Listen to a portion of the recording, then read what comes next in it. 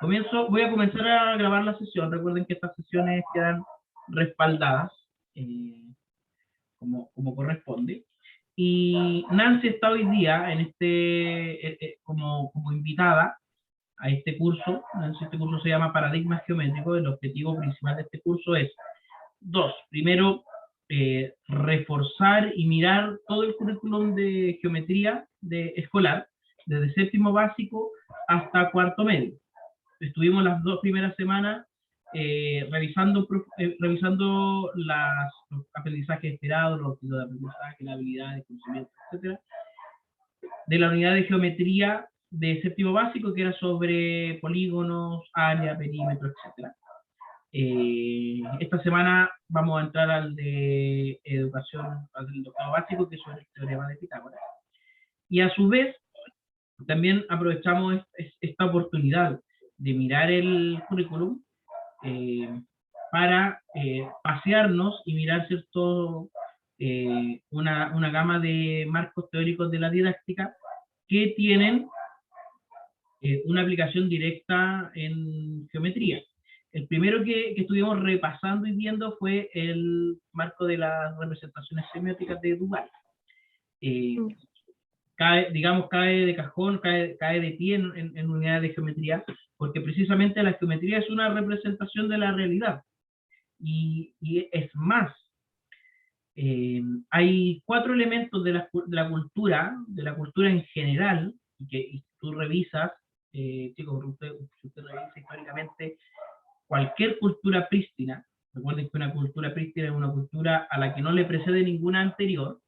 Por ejemplo, los griegos y los romanos no son culturas prístinas porque anteriores a ellos, no sé, estaban los egipcios, los sumerios, etc. En cambio, los sumerios, los chinos, la India, digamos,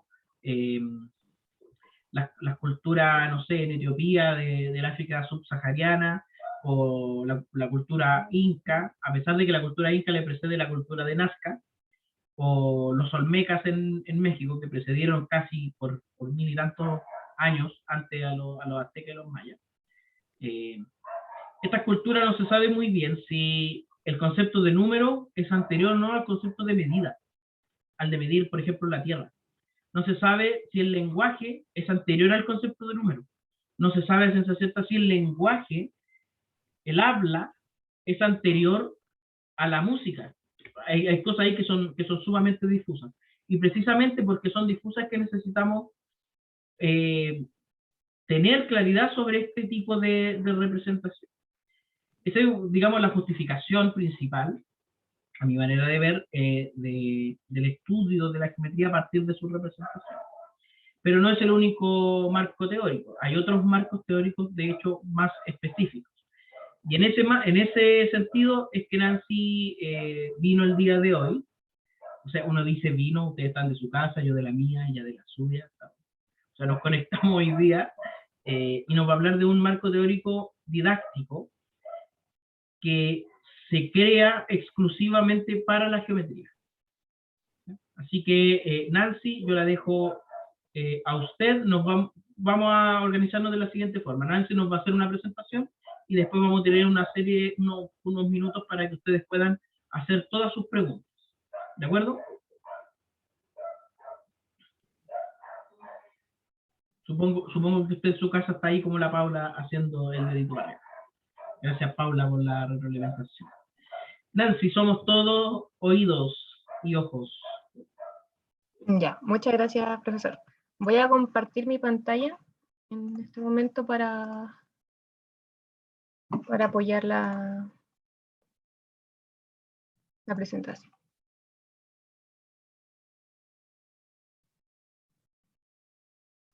Ya, entonces, claro, como decía el profesor, el modelo de Van Til es, bueno, no lo dijo el profesor, pero existen otros marcos teóricos que ayudan en la enseñanza, en este caso de la geometría. Con el profesor estamos desarrollando mi proyecto de titulación, que consiste en una secuencia de enseñanza para los conceptos de área y perímetro de sectores y segmentos circulares. O sea, 2 conceptos del eje de geometría en primero medio. Debido a las dificultades que existen en la enseñanza de la geometría, es que surge este modelo. El modelo es desarrollado por un matrimonio de profesores holandeses, que son Dina y Pierre Van Gil. Y claro, uno de ellos en sus clases se dio cuenta que en las clases de geometría existen distintas formas de razonar. Algunas son más simples y otras son más sofisticadas. Sin embargo, para cuando se les presenta un problema a los estudiantes, si el problema requiere un nivel de razonamiento más complejo del que el estudiante posee, no va a poder resolverlo de manera correcta. Entonces ya, eso en primer lugar. Pero también se dieron cuenta que estos niveles de razonamiento que los estudiantes poseen pueden ser mejorados. Ellos pueden progresar en su nivel de razonamiento, de uno más simple a uno más complejo, más sofisticado. Entonces, ¿cómo se produce este mejoramiento? El estudiante tiene que vivir experiencias educativas que le faciliten adquirir un nuevo nivel de razonamiento. Bueno, a estos niveles, a estas distintas formas de razonar se les llama niveles de razonamiento. El nivel inferior, el más simple por decirlo de alguna manera, es el nivel 0. Una persona que está en este nivel de razonamiento reconoce las figuras por su apariencia, pero no las nombran correctamente porque no poseen un lenguaje geométrico básico. Entonces, ellos comparan las figuras que se les presentan con objetos conocidos. Por ejemplo, una circunferencia, alguien que esté en este nivel podría decir que es como una rueda. Una puerta es como, o sea, una puerta, un rectángulo es como una puerta, o se parece a. Ellos hacen énfasis en los aspectos globales y por lo tanto se fijan más que nada en la forma y en el tamaño de las figuras, ¿ya? Pero como no tienen el lenguaje geométrico básico, no pueden nombrarlas correctamente. No se perciben en este nivel las propiedades de los componentes de la figura, entonces tampoco se pueden relacionar con otros objetos. Por ejemplo, alguien en este nivel no podría relacionar un cuadrado y un círculo a una familia de figuras planas. ¿Ya? Eso es en este primer nivel de razonamiento. Se hace énfasis en el aspecto, en la apariencia de las figuras. En el nivel siguiente, que sería nivel 1 o de análisis, en este nivel ya se perciben las propiedades y los elementos de las figuras. Ya se posee un lenguaje geométrico más avanzado, o básico por lo menos, y esto le permite a los estudiantes hacer descripciones, aunque de manera informal. Por ejemplo, en este caso, un estudiante al presentarse una circunferencia, su descripción ya incluiría elementos como centro, radio, pero no podría dar una definición formal de lo que es circunferencia. En este nivel también los estudiantes que lo posean podrían establecer propiedades a partir de la experimentación. ¿Qué significa esto? Que ellos probando una cantidad n de veces podrían generalizar algo. Por ejemplo, con el teorema de Pitágoras. En un triángulo rectángulo, ellos después de probar algunas veces que el cuadrado de los catetos es igual al cuadrado de la hipotenusa, ellos podrían establecer esta generalidad. Pero no relacionan unas propiedades con otras, por lo tanto no pueden clasificar ni tampoco elaborar definiciones. Y además en este nivel hay resistencia al cambio. ¿Qué quiere decir? Que si los estudiantes conocen una definición y se les presenta una nueva, por ejemplo con los triángulos isósceles, si el estudiante sabe que un triángulo isósceles es aquel que tiene dos de sus lados congruentes, y luego se les presenta que además un triángulo isósceles es aquel que tiene dos ángulos congruentes, van a rechazar esta segunda definición y van a seguir usando la primera que ellos conocían. ¿Ya? Eso es resistencia al cambio.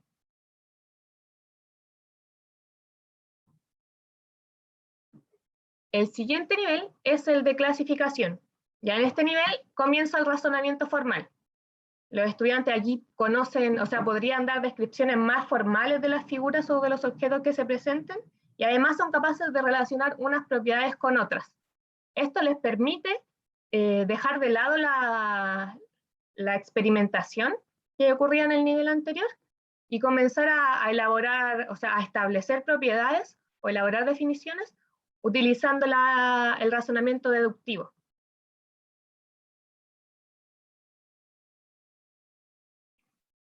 y además son capaces de clasificar figuras a partir de sus propiedades. Pueden, bueno, como este nivel, como en los niveles uno va progresando de manera paulatina, al inicio que una persona adquiere este nivel quizás podría clasificar figuras a partir de una propiedad, y a medida que se va apropiando más de este razonamiento, podría realizar distintas clasificaciones, ¿ya? Pero el paso de un nivel a otro se da de manera gradual. Entonces, dentro del mismo nivel podrían mejorar cada vez más su razonamiento. Lo que no hacen en este nivel es entender la estructura de la demostración. Si bien son capaces de seguir los pasos de una demostración con ayuda del profesor y de entenderlos, no la entienden en su globalidad. Y esto no permite entender la estructura axiomática de la geometría.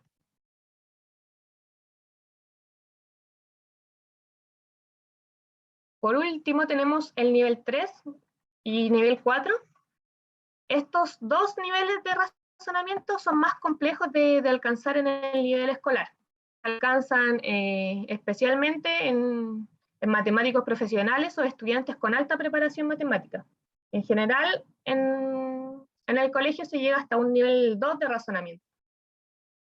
En el nivel 3 se tiene un razonamiento lógico formal y ya se entiende la estructura axiomática de la geometría. Aquí los estudiantes podrían realizar demostraciones lógicas formales y utilizando una matemática formal, un lenguaje mucho más adecuado que en los niveles anteriores. Y en el nivel 4 ya se reconocen que existen distintos sistemas axiomáticos, se pueden comparar estos sistemas, realizar demostraciones formales en cada uno, es decir, ya es mucho más completo que en el anterior. Además, ya en estos niveles se entiende la geometría de formas abstractas, ya se pueden dejar de lado los ejemplos concretos, a diferencia de los niveles anteriores.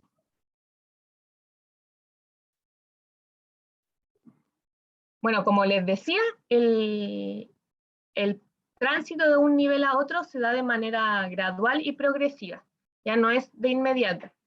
Por lo tanto, también pueden existir periodos de transición en el que un estudiante muestra comportamiento de dos niveles consecutivos. Por ejemplo, si está tratando de resolver un problema utilizando, o sea, de forma deductiva, es decir, de un nivel 3, y en el intento se encuentra con dificultades para encontrar argumentos deductivos, el estudiante puede recurrir a ejemplos concretos o a experimentar, es decir, a utilizar un nivel de razonamiento 1, o sea, perdón, 2. Sí. Entonces, es decir, se encuentra en dos niveles consecutivos, porque está recién adquiriendo el nuevo nivel de razonamiento. Además que uno puede encontrarse en distintos niveles dependiendo de las áreas de la geometría en la que se encuentre. Por ejemplo, estar en un nivel 2 cuando hablamos de polígonos, es decir, el estudiante sabe razonar, conoce bien las propiedades, pero se encuentra en un nivel 0 al tratarse de circunferencia. Quizás no conoce los elementos, no conoce las propiedades que puede encontrar la circunferencia, etc. Ya dependiendo de las áreas de la geometría en la que estemos, podemos tener distintos niveles de razonamiento. Y como les decía también, los niveles de razonamiento se pueden mejorar dependiendo de las experiencias educativas que tienen los estudiantes. En este sentido, el modelo también propone indicaciones sobre cómo deben ser esas experiencias. Eso es las fases de aprendizaje, ya que son indicaciones sobre cómo organizar la enseñanza para que facilite el tránsito de un nivel a otro. Las fases de aprendizaje son 5 y no son exclusivas de un nivel, sino que cualquier estudiante para pasar al nivel siguiente tiene que vivir estas 5 fases. La fase 1, que sería la fase de información, en esta el docente identifica los conocimientos previos de los estudiantes y también su nivel de razonamiento. ¿Para qué? Porque esto le permite adecuar su lenguaje y la forma de trabajar a la de sus estudiantes. Y por otro lado, los estudiantes reciben información básica sobre el tema, los tipos de problemas que van a resolver, los materiales, etc. Nosotros, como les decía, con el profesor estamos desarrollando mi proyecto de título, que es una propuesta de enseñanza. En la propuesta de enseñanza nosotros nos basamos en el modelo y también en el uso de GeoGebra. O sea, el GeoGebra, no sé si lo conocen. ¿El profesor lo conoce en GeoGebra? Ya. Ellos van a usar el GeoGebra como una herramienta para aprender, para estudiar. Entonces, este sería el momento adecuado donde se les debe explicar a los estudiantes, si es que no lo conocen, cómo se usa GeoGebra, cuáles son las funciones. Quizás no hacer una clase muy profunda de GeoGebra, sino lo que se va a utilizar en las actividades que se van a desarrollar en el estudio del tema. También, si se va a utilizar material manipulable, por ejemplo, este es el momento adecuado de decir qué se va a hacer, ¿ya? Y quizás dar información básica e imprescindible sobre lo que se va a estudiar. La fase 2 de orientación dirigida. Ahora en esta fase los estudiantes van a aprender los conceptos, las figuras, las propiedades de lo que se vaya a estudiar. Es importante que estos conceptos vayan apareciendo de manera progresiva a los estudiantes, que se vaya de menos a más. Y como el docente es quien guía este aprendizaje, puede intervenir cuando considere necesario. Es decir, es un trabajo en conjunto el docente con los estudiantes. La fase 3, información. Bueno, esta fase no se encuentra temporalmente entre la segunda y la cuarta, porque es una fase en la que se fomenta el vocabulario matemático adecuado, porque a veces puede resultar difícil para los estudiantes conocer figuras, conocer propiedades, conocer símbolos, y además todo de una vez. Entonces, algunos profesores comienzan enseñando figuras y propiedades, y una vez que los estudiantes las dominan por completo, comienzan a introducir el vocabulario adecuado. Entonces, es una fase en la que se fomenta el uso de un vocabulario adecuado y también el intercambio de ideas entre los estudiantes y el profesor. Ya mediante el vocabulario adecuado, ellos tienen que comunicar sus ideas, sus opiniones, sus soluciones, etc. Pero como les decía, no se encuentra solo en este momento, sino que el vocabulario adecuado se debe fomentar en las distintas fases, el intercambio de ideas también, en las distintas fases, en los distintos momentos del desarrollo. La fase 4 de orientación libre. En esta fase se consolida el aprendizaje. Ahora los estudiantes tienen que utilizar los conocimientos que adquirieron en las fases anteriores para resolver distintas actividades. La idea en este momento es que se presenten problemas que sean más complejos a los que resolvieron anteriormente. No problemas como en los que tienen que aplicar directamente una fórmula o aplicar un algoritmo, sino que ellos tengan que razonar y utilizar lo que hayan aprendido en las fases anteriores para resolver problemas que tengan distintas soluciones, también puede ser. No necesariamente que siga un camino, sino que pueda resolverse de distintas formas y quizás también que tenga distintas soluciones. También para que puedan intercambiar ideas. En esta fase, la ayuda del profesor debe limitarse al máximo. Es más parte del, o sea, es trabajo autónomo de los estudiantes en este momento. Y la última fase es la de integración. En esta fase, los estudiantes tienen que formarse una visión global e integrar los conocimientos que adquirieron con los que ya tenían. Bueno, en esta fase, por ejemplo, algunos ejemplos que se dan es realizar resúmenes o actividades en las que los estudiantes tengan que describir o utilizar los nuevos conocimientos para explicar cosas o para resumir información. Esos son como ejemplos de actividades que deberían estar en esta fase. Allá, aquí están las referencias. Bueno, nosotros con el profesor en mi proyecto de titulación estamos diseñando, o sea, vamos a diseñar una secuencia de enseñanza. para la secuencia nos vamos a basar en estas fases de aprendizaje, ya que esto nos dan todas las indicaciones que deberían tener las actividades. Entonces, por un lado, nos sirven las fases de aprendizaje del modelo Van Hill, pero además también nos vamos a apropiar de los niveles de razonamiento, ya que nos van a servir como para validar la secuencia, y aquí vamos a hacer una prueba inicial en la que vamos como a determinar el nivel de razonamiento que tienen los estudiantes. Esta prueba inicial va a ser antes de la implementación de la secuencia que se va a diseñar, y finalmente vamos a hacer una prueba final en la que vamos a comparar los resultados obtenidos en la prueba inicial para ver si realmente surgió un progreso en los niveles de razonamiento de los estudiantes. Y además, el modelo nos entrega todas las características que tienen los estudiantes que están en distintos niveles de razonamiento. Por lo tanto, podríamos hacer esa comparación, y además también se nos dice cómo deberían ser las preguntas. Ya deberían ser preguntas que puedan resolverse usando distintos niveles o distintas formas de razonar. Con respecto a las preguntas, es importante más que nada la respuesta que den los estudiantes a la pregunta, y no necesariamente si la respuesta es correcta o incorrecta, sino que se debe poner atención en el cómo contestan y en el por qué contestan eso. Ya, porque, por ejemplo, algunos autores dicen que hay que evitar las preguntas de definiciones o definiciones o descripciones quizás, pero nosotros consideramos que eso es importante también, porque dependiendo del vocabulario que el estudiante tenga, nos va a dar una descripción u otra. Entonces, eso también es importante.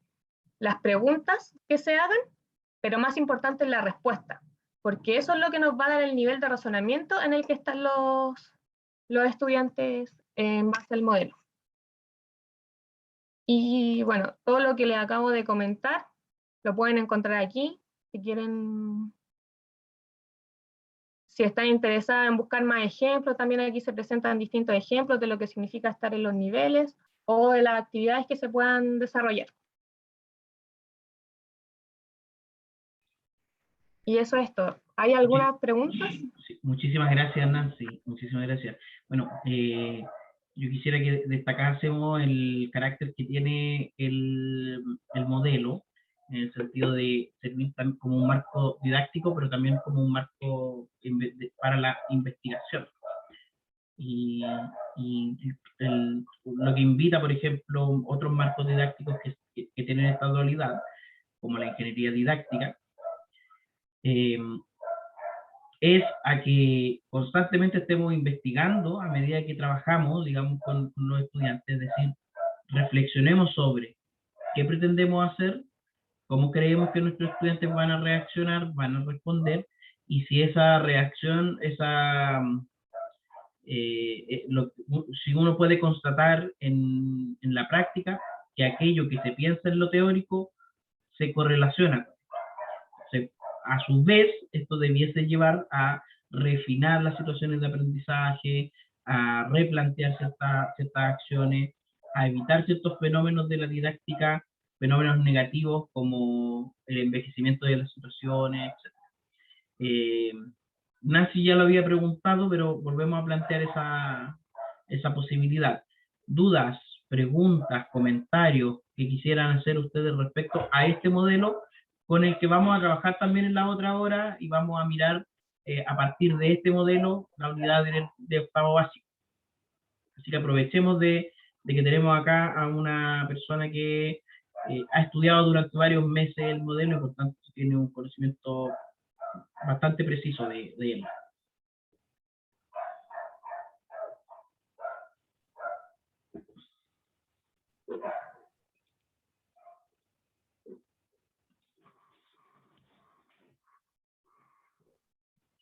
No sé si alguien está escribiendo o no, pero mientras yo aprovecho de igual preguntarte algunas cositas. Lo primero, aquí.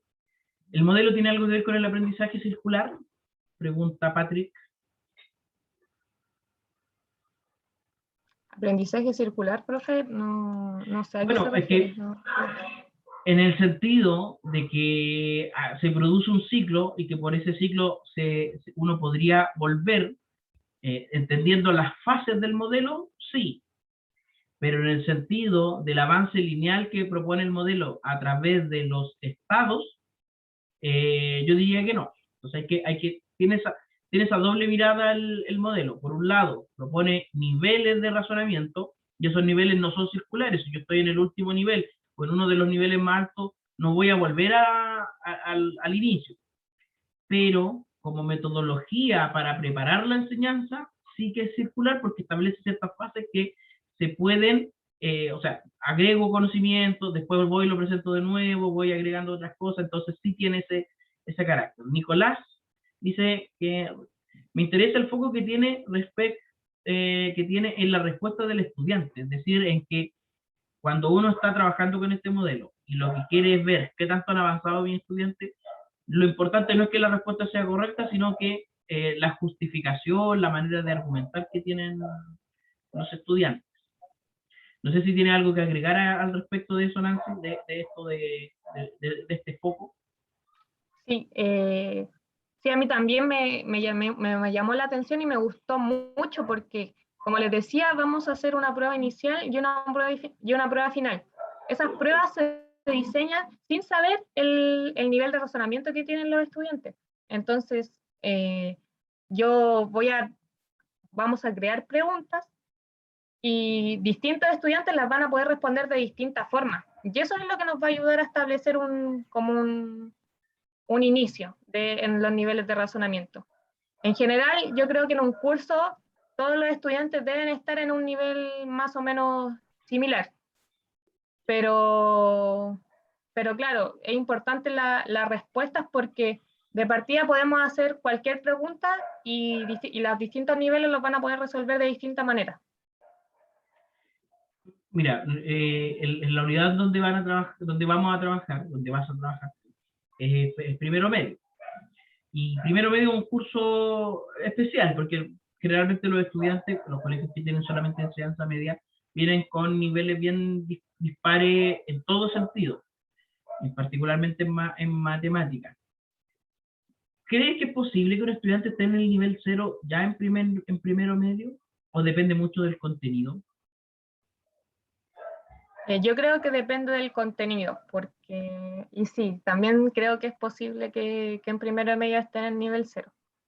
Yo me preocuparía mucho si en primero medio un estudiante me habla de cosas redondas y no de cosas circulares, no de círculos, o de cosas derechas, así como esas dos rectas, esas dos líneas están derechas y no me diga que son perpendiculares. O por último que me diga forman un ángulo recto. A este nivel uno esperaría que no ocurriera, pero ocurre en ciertas ocasiones.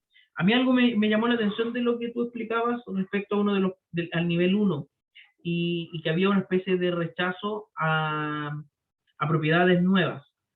En la literatura que tú revisaste, ¿se especifica cómo sería ese rechazo? Sería, por ejemplo, simplemente no considerar esta propiedad como si no existiera, como si no me lo hubiesen dicho, como si no la tuviese a mano, o decir, no, esto debe ser falso. No, simplemente no considerarlas como si no las supiera, no que se mantiene en su zona de confort el estudiante y utiliza lo que sabe, no se arriesga, a diferencia del nivel siguiente, en el que ya acepta otras definiciones y es más, las puede utilizar. También ese nivel no se rechaza lo nuevo, el estudiante se queda con lo que sabe y utiliza eso para resolver los problemas, pero no es que las considere como falsas, simplemente no las considera. No la agrega, digamos, a la serie de herramientas que tiene para Exacto. resolver. No sé si hay alguna otra pregunta.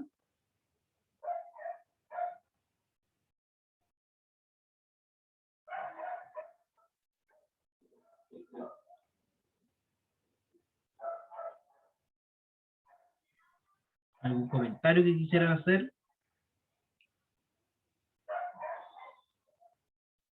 No creas que no participan los chicos y chicas de este curso, participan harto.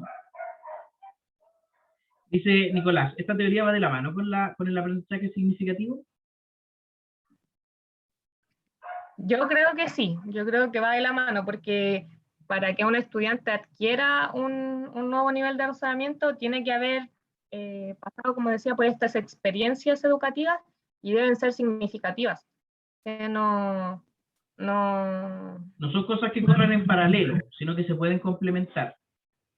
O sea, la manera, ojo con eso, porque este modelo no establece el tipo de actividades que se deben hacer, como sí lo hace, por ejemplo, la socioepistemología o la teoría de situaciones didácticas, que te da alineamiento de cómo deben ser incluso las actividades, qué tipo de preguntas tienes que hacer, hacia dónde apuntar, sino que entendiendo que hay niveles de razonamiento, hay que crear situaciones de aprendizaje que ayuden a avanzar en esos niveles de aprendizaje. Es más libre, y de hecho, Nicole dice que es más libre, claro que lo es, y atiende a la diversificación de la enseñanza.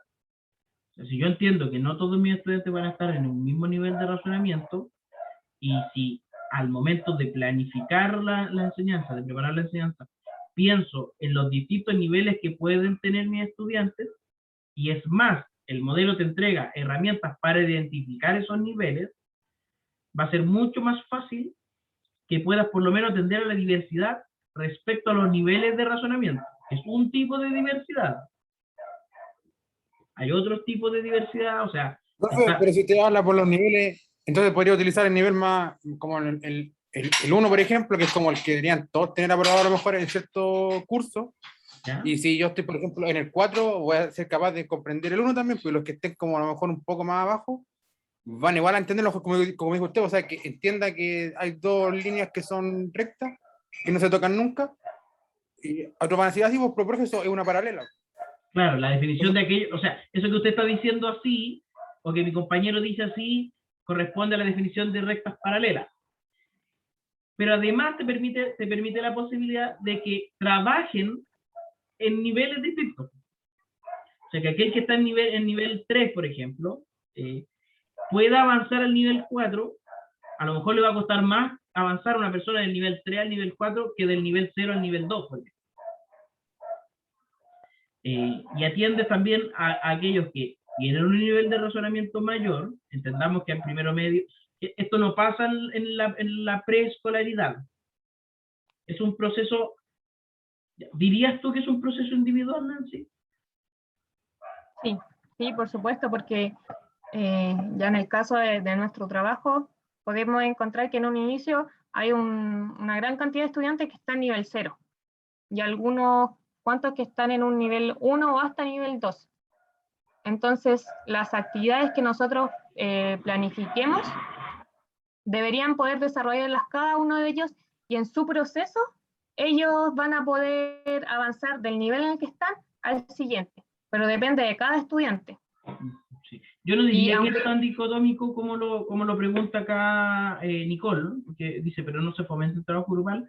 Yo no diría que es tan dicotómico. O sea, que algo, que un modelo o que una propuesta se haga cargo de la diversidad individual respecto a estilos de aprendizaje, por ejemplo, que sería el diseño universal de aprendizaje, o a niveles de razonamiento, que sería el modelo de Vanilli, no significa que los estudiantes que están en un mismo nivel de razonamiento puedan trabajar en grupo, y que inclusive tú puedas formar grupos donde hayan estudiantes con distintos niveles de razonamiento, de tal forma que, por ejemplo, aquellos que tienen más herramientas con respecto a las definiciones y al lenguaje matemático preciso, puedan ayudar a sus compañeros y compañeras que están en niveles más inferiores. El poder identificar individualmente las capacidades de los estudiantes, creo que pensado de la manera correcta, inclusive podría mejorar o ayudar a que se fomente el trabajo en equipo. A eso iba, dice. Claro, también ojo, que cuando tú haces un foco individual en educación, eso no necesariamente es negativo.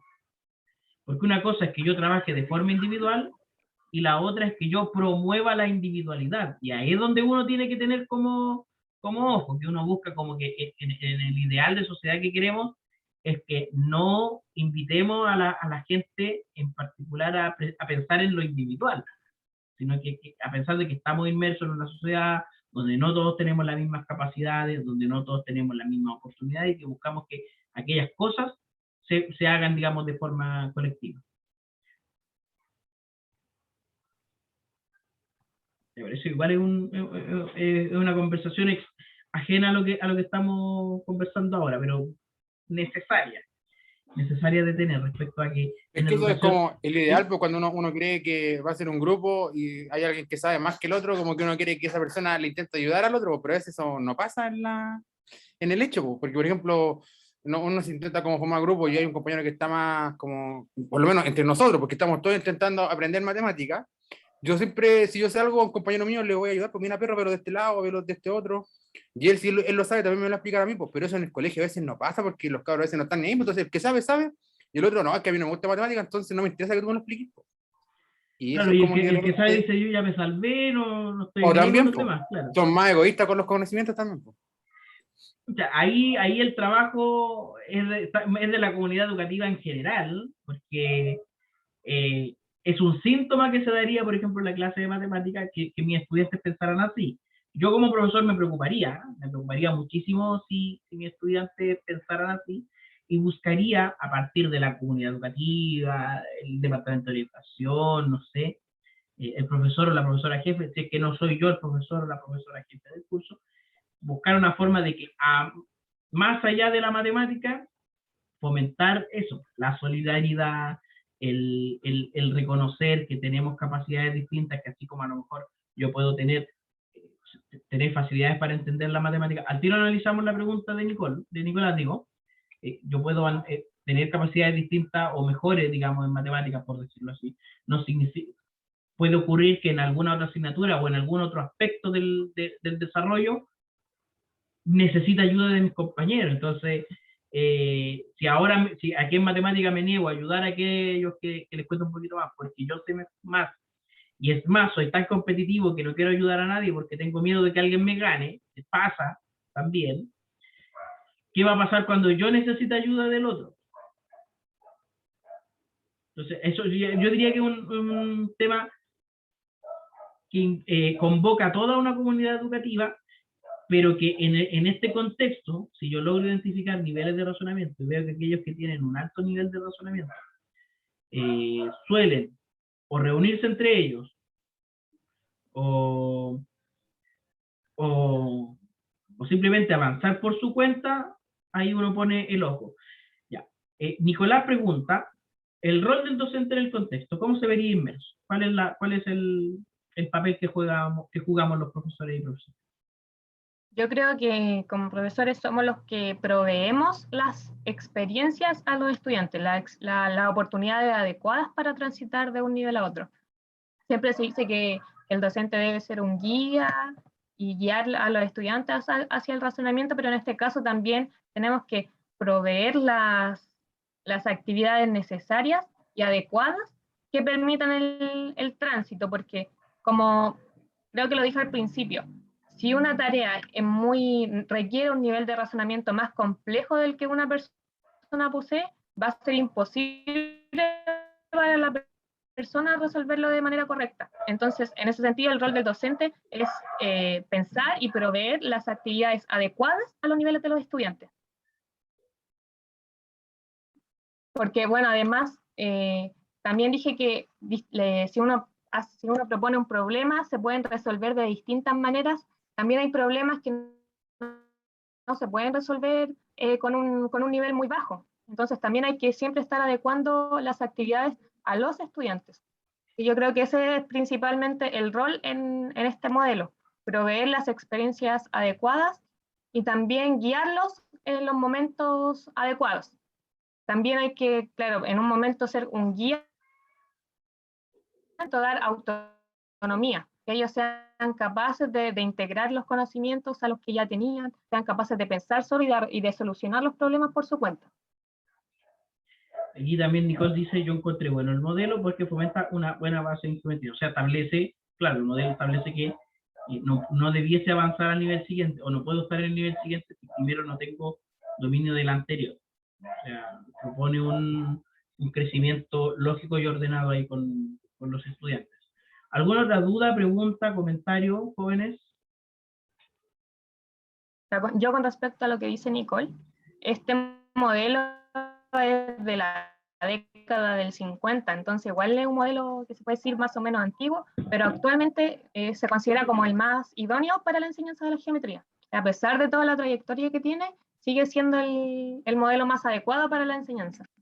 Además que con una gran trayectoria, digamos, de 70 años hay 70 años de estudio que avalan y que también han ido perfeccionando el modelo. Entonces, que en modelos más recientes no lo tenemos, por ejemplo, la socioepistemología tendrá unos 25 años, 20 años, y hay otros inclusive mucho más recientes. Entonces, hay harto que revisar, hay harto, o sea, existen N propuestas distintas, entonces, uno como profesor de escuela valora estos modelos que son precisos, que están bien definidos, que establecen pasos claros para trabajar con los estudiantes. No sé si alguien tiene alguna otra duda, pregunta, queja, reclamo. Hay que preguntar también.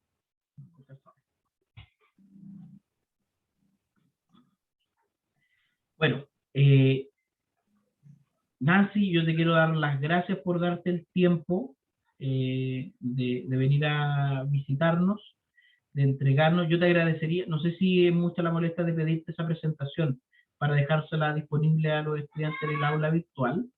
Y así también nosotros vamos a buscar a partir de esa presentación las respectivas referencias, para de esas referencias nosotros escoger las que, por ejemplo, nos hablen del modelo en sí, y así nosotros en nuestro curso aplicarlo a lo que estamos revisando. Sí, profe, por supuesto.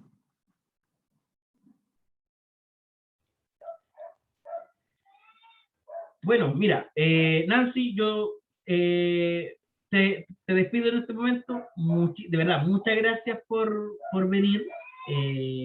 Creo que lo que tú hiciste hoy día es mucho más valioso de lo que yo pude haber hecho explicando el modelo, porque tú estás metida en él hoy día. Estás pensando constantemente en él.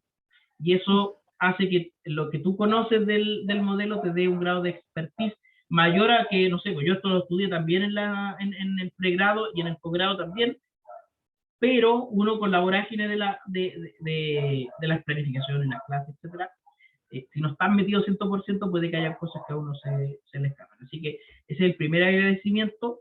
Yo te dejo abierta la invitación en el caso de que si de aquí a finales de noviembre alcanzamos, por ejemplo, a tener la propuesta de aprendizaje hecha, o inclusive si alcanzamos a haber experimentado antes de noviembre, sería bueno que nos viniera a mostrar o la secuencia de aprendizaje, que eso va a salir pronto, se supone, según nuestra planificación, o los resultados, aunque sean los resultados en bruto, es decir, sin analizar, que tú puedas compartirnos tu experiencia con respecto a eso, porque también los jóvenes que están en este curso están aproximándose a ese momento crucial de la memoria de título, del examen, del grado. Paula dice, gracias, de verdad, está bastante interesante y es para tomarlo en consideración a la hora de planificar clases de geometría. O sea, no solo para tomarlo en consideración, uno puede inclusive tomar esto como cabecera de planificación al momento de trabajar con geometría. Sí, puedo usarlo. Chicos, sí, profesor, a mí me encantaría y después venir a presentar esos resultados del diseño. Así que, bueno, un placer estar aquí, espero haberle ayudado, que haya quedado todo más o menos claro, y le hago llegar por correo la presentación. Súper. Chicos, nosotros nos vamos a tomar un receso y vamos a volver en 20 minutos, ¿ya? Muchas gracias, te agradecen harto las chicas y los chicos acá, y volvemos en unos 20 minutos para que a la luz de lo que acabamos de escuchar, hagamos un pequeño resumen y miremos la unidad de octavo básico. Hay cosas muy, muy interesantes con el teorema de Pitágoras. Chao, profe. Chao, chicos. Chao, Nancy. Chicas. Muchas Esto gracias es súper. por venir. Chaito. Reanudamos la grabación, como les decía. Aquí está el razonamiento geométrico según el modelo. Vamos a ir aquí al aula virtual, claro, aquí estamos. Paradigmas geométricos.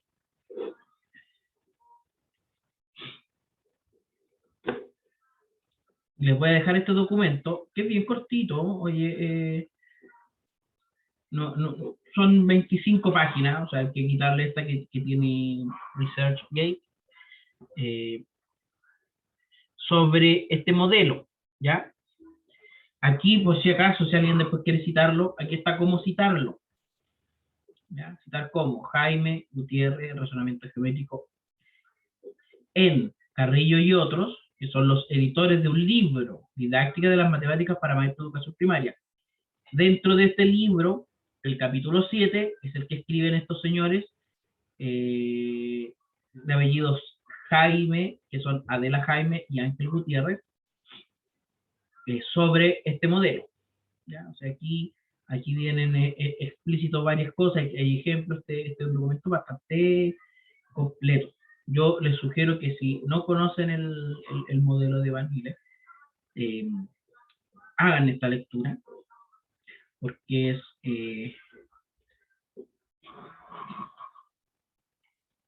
está muy, muy completa, muy completa. Dice OPG lectura 1. Vamos a cambiarle el nombre entonces. Aquí, claro, aquí tengo las lecturas aquí.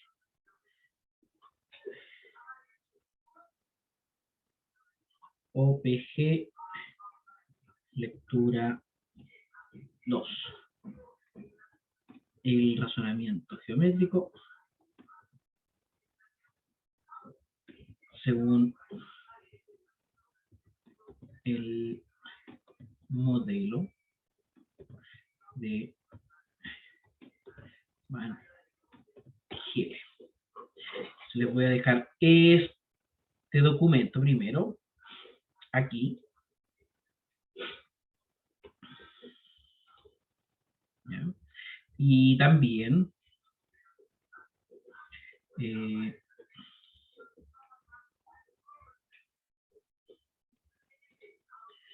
la presentación que hizo la compañera, la colega. ¿Ya? Otros recursos. Aquí presentaciones, documentos, archivos. Vamos a dejar aquí la presentación de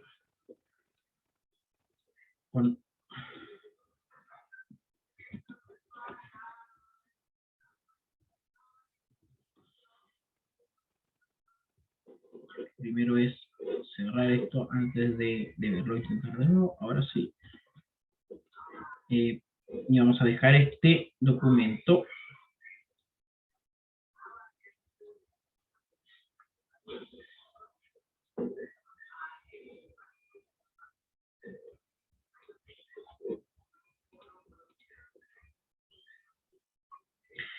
Entonces, han recibido ustedes como corresponde la retroalimentación del diagnóstico. Eso lo voy a estar subiendo durante la semana y les va a llegar a ustedes un aviso de que recibieron, digamos, la evaluación de aquello.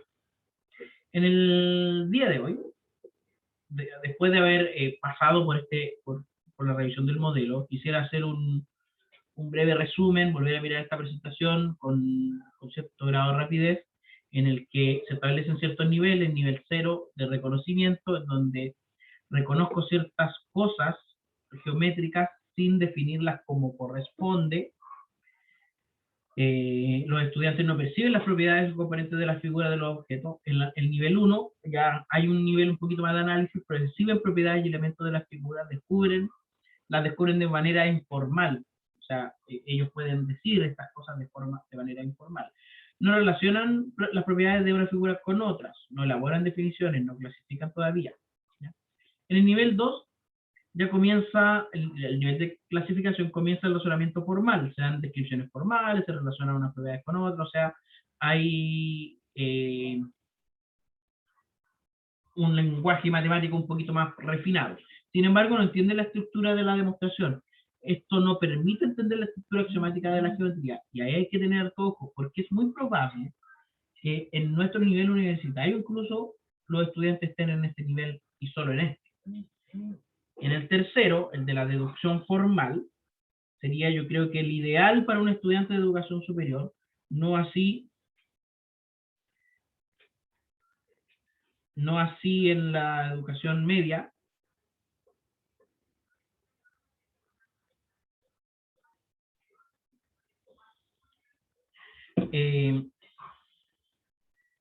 Den un razonamiento lógico formal y se entiende la estructura axiomática de la geometría. Por ejemplo, para saber si uno está en este nivel, ¿es capaz de hacer demostraciones matemáticas con cierto grado de facilidad?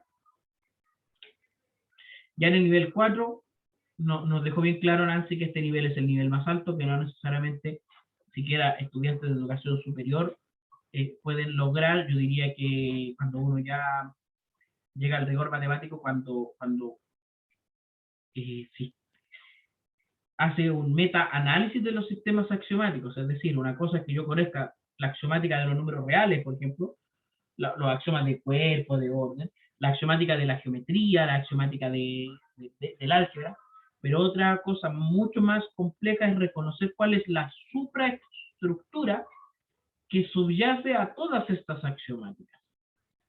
¿Ya? Así que yo por lo menos no me siento 100% en el nivel 4, por ejemplo. Yo creo que un doctor o una doctora en matemáticas podría estar en este nivel, 100%. Yo creo que por mi formación y también por mi grado de capacidad tampoco, también, puede que me esté moviendo en estos dos. ¿Ya? Luego establece ciertas fases de aprendizaje con el objetivo de que los estudiantes vayan avanzando de un nivel a otro, la fase de información, ¿ya? La fase de orientación dirigida. Aquí el papel del profesor y la profesora es fundamental porque hay una orientación que se dirige, o sea, hay acciones que se dirigen. Luego, en la tercera fase, comienza el uso del vocabulario matemático más adecuado, ¿ya? Y en la fase 4 hay una orientación libre, es decir, una fase de consolidación de aprendizajes, donde los estudiantes utilizan el conocimiento adquirido en las fases anteriores para resolver actividades. Integración es una fase. En esta fase el estudiantado debe formar una visión global de lo aprendido e integrar los conocimientos métodos que trabajan. Y las formas de razonamiento adquiridos con las que ya tenían. ¿Ya? Están estas referencias. Yo quisiera que nos centráramos, bueno, aparte de los niveles, sobre todo el nivel 0, 1 y 2, quizás el 3, pero quedémonos con el 0, el 1 y el 2 por ahora para lo que nosotros vamos a pensar. Pensando con esto y también con las fases, vamos a mirar el currículum de octavo básico. Ya, como ustedes saben, el sitio Currículum Nacional, yo creo que como futuro profesor y profesora hay que estar constantemente revisando aquí, leyendo, estudiando estas cosas. Con la práctica uno va aprendiendo ciertas cosas con un cierto grado de memoria también. Me voy a ir al octavo básico y vamos a mirar matemáticas.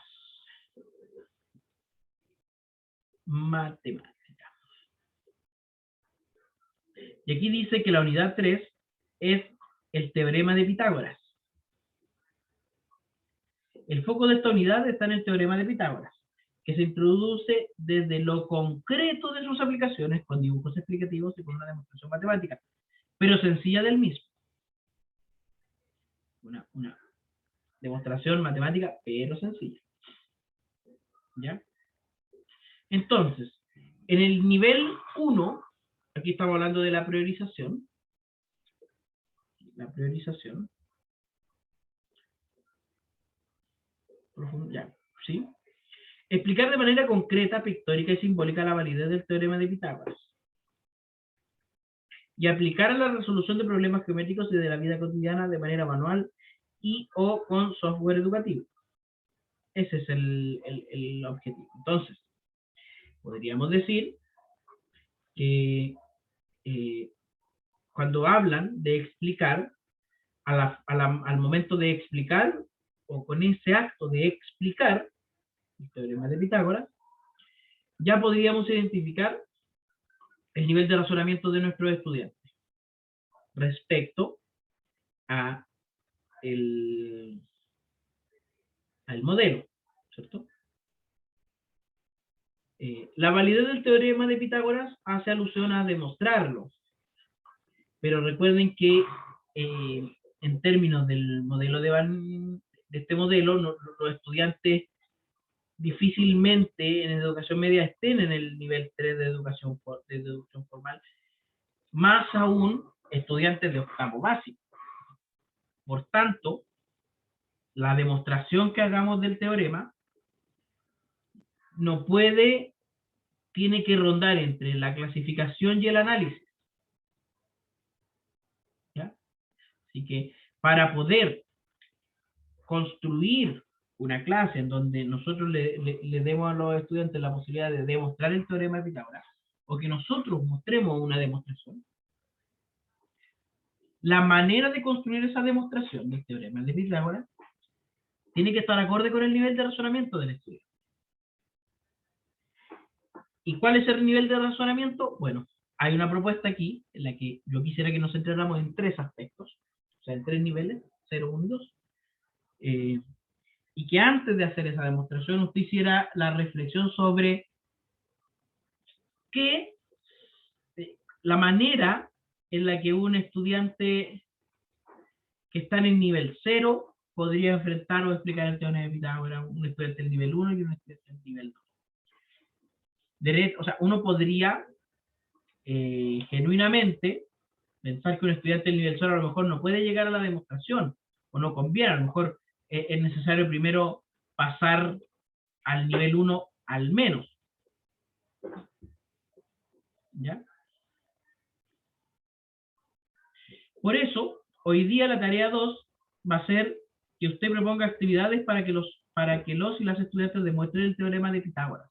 No es que hagan la demostración, pero que se convenzan de que el teorema es cierto. Y para eso vamos a pensar en los niveles de razonamiento que deben tener los estudiantes. ¿Ya? Entonces, nos vamos a reunir en grupos. ¿Ya? Y vamos a comenzar ahora.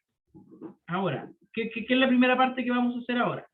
Usted, por grupo, va a buscar una demostración del teorema de Pitágoras lo más sencilla posible.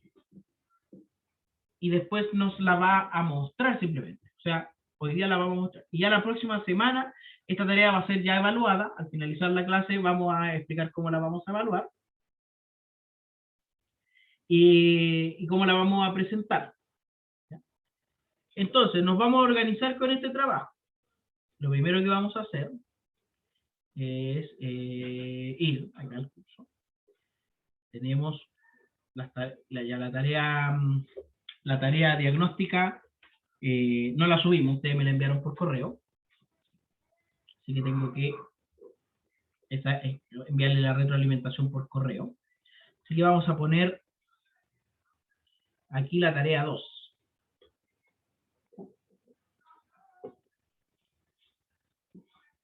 Y su entrega será el próximo martes.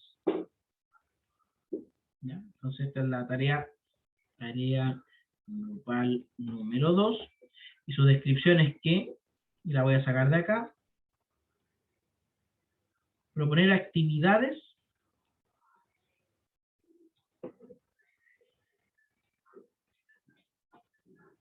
para que los estudiantes demuestren el teorema de Pitágoras.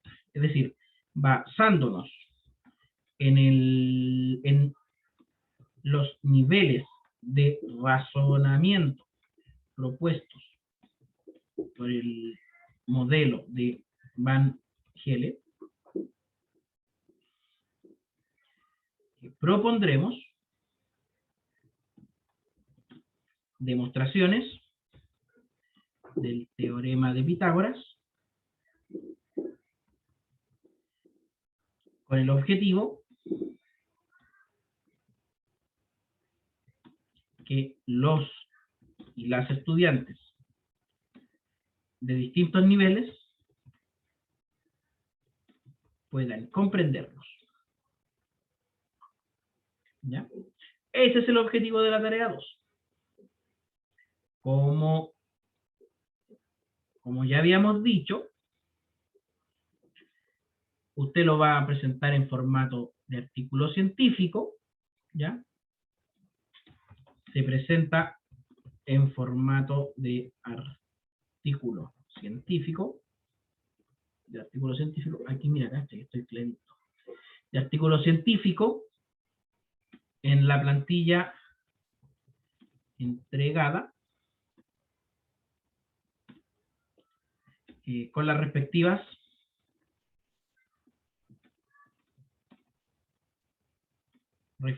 referencias. ¿Ya?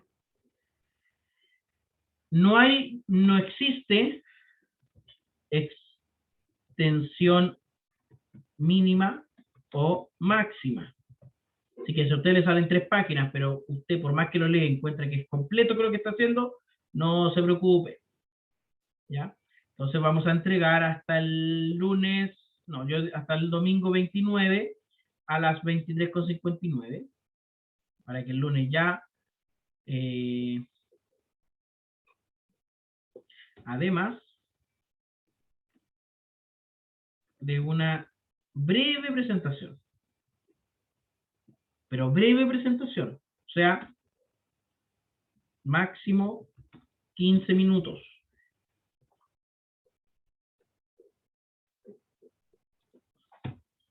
Breve presentación. ¿Ya? Archivo enviado, bueno, puede enviar hasta 2 archivos. El tipo de archivo, usted puede enviar archivo de documento, PDF, Word, y además archivo de presentación. Básicamente, presentación de PowerPoint.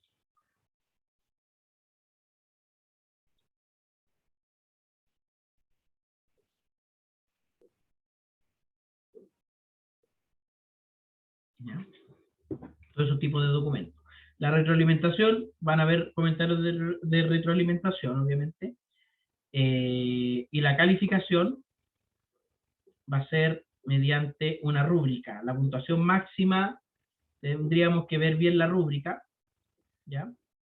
Voy a poner aquí la tarea 2. Y la rúbrica base.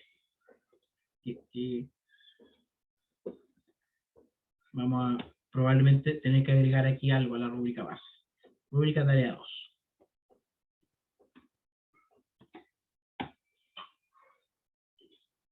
Como ya lo habíamos conversado la semana pasada, evaluaremos siempre con una rúbrica base. Presentación de la información, referencia, redacción, fotografía, formato, ya, presume. Los grupos los va a asignar usted. No, en esta ocasión van a trabajar con quien más les acomode. ¿Ya? Máximo 5. ¿Ya? Máximo 5 compañeros o compañeras. Con esa misma rúbrica vamos a trabajar. Exactamente con esta rúbrica. Ya la veíamos que tiene 1, 2, 3, 4, 5 puntos, o sea, 5 aspectos con 4 puntos cada uno, es decir, 20. 20 puntos máximos. Para poner aquí, y para tener la nota suficiente usted necesita 12. ¿Ya?